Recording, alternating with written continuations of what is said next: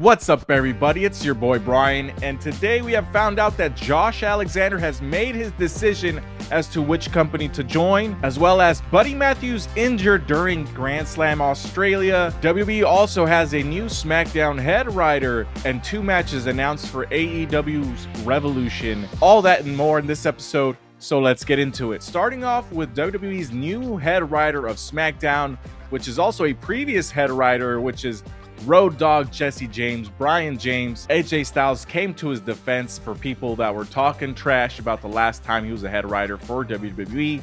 He reminded people that, last time he was head writer, Vince McMahon was picking and choosing so much that by the time it got onto the TV, Brian James was not the head writer anymore. It was Vince McMahon. And honestly, I'm really excited about this because Road Dogg is a great agent. He puts together some great matches, some great spots.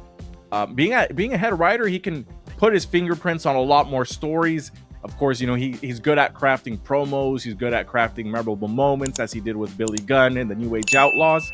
So the sky's the limit for SmackDown, and this is actually one of the things I saw. And I mentioned this a few weeks ago that SmackDown needed a head writer, or at least another writer to kind of help fill in the 3 hours.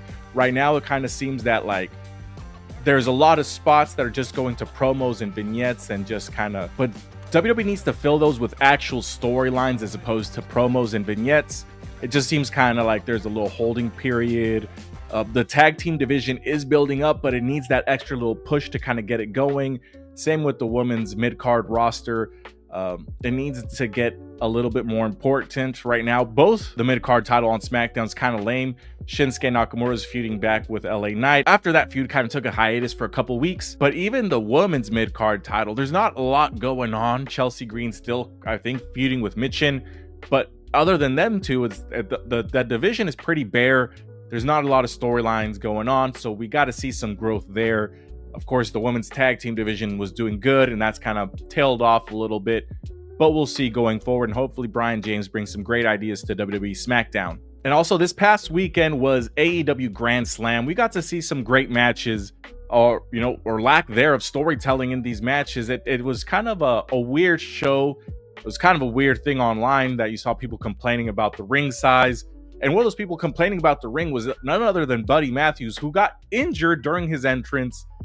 He rolled the shit out of his ankle. He rolled it really, really, really bad during his entrance. He goes and jokes on Twitter saying that it was the ring's fault for being too short and the holes in the mat.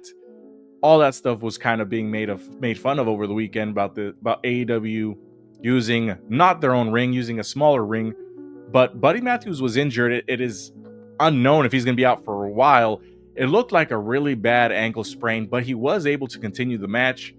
But we'll see what happens in the future. Coming out from AEW Collision, or AEW, I'm going to just call it AEW Collision because that's what it was, AEW Collision, we got to see two matches get announced. We got to see Kenny Omega challenging Konosuke Takeshita for the All-International title, and I know we're all excited to see that at Revolution. Also, of another rematch of Will Ospreay versus Kyle Fletcher, but this time in a steel cage, and hopefully this is the final match of this feud. I mean, this feud has cooled off significantly.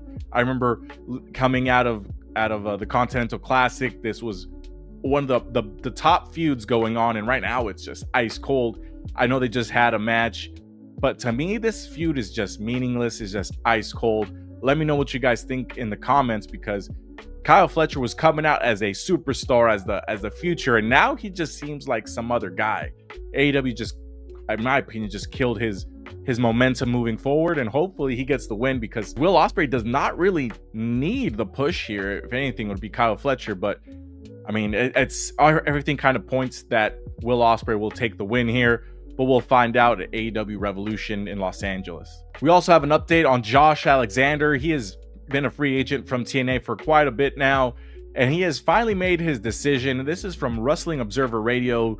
Dave Meltzer mentioning here that he has signed with the highest bidder, which is AEW's Tony Khan, that this was a financial decision. He's not a young man anymore. He has a family, so he's doing best what's for his family, which is taking the higher pay, the higher money to move forward with wrestling. And I can't really blame him.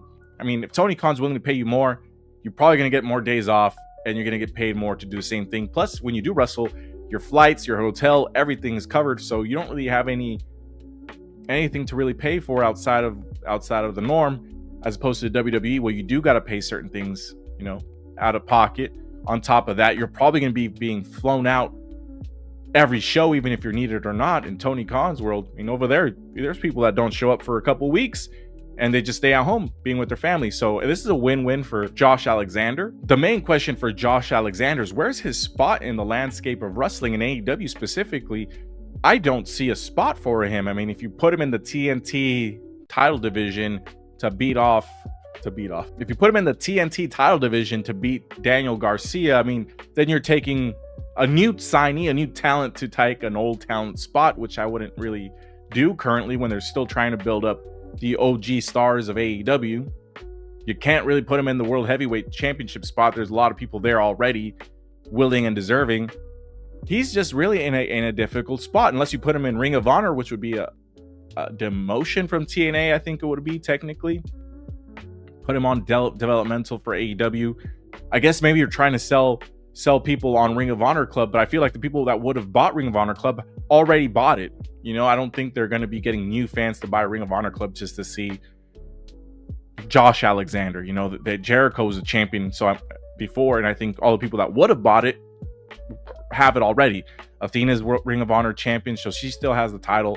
So I think that's everybody that's going to be buying Ring of Honor Club. I don't think we're going to see any other thing there. I mean, Okada's currently holding the Continental Classic title hostage, barely being on TV, just being put on TV to defend this title. No storyline, no gimmick, no nothing. He just says bitch, and he just goes out there and wrestles, which is, I mean, comparing to how he was in New Japan Pro Wrestling, how he was the draw, he was the top star. It seems like in AEW, he's just there to take a paycheck and just dip. Like, he doesn't have anything else to do other than wrestle. So, I mean, there's a lot of questions on how a lot of these wrestlers are being used. Adding Josh Alexander to the mix doesn't really make much more sense to AEW, other than just to have Josh Alexander so WWE doesn't have them. I don't know what the play here is for Tony Khan, because there's a lot of people on that roster that need pushes, that need the TV time, and there's only so much TV time to go around. But we'll see where Josh Alexander lasts in all this, where his spot will be. But let us know what you guys think in the comments. Check out our live stream today, right after Monday Night Raw, after every Dynamite, after every SmackDown, and after every pay-per-view. So stay here, stay tuned, stay triggered.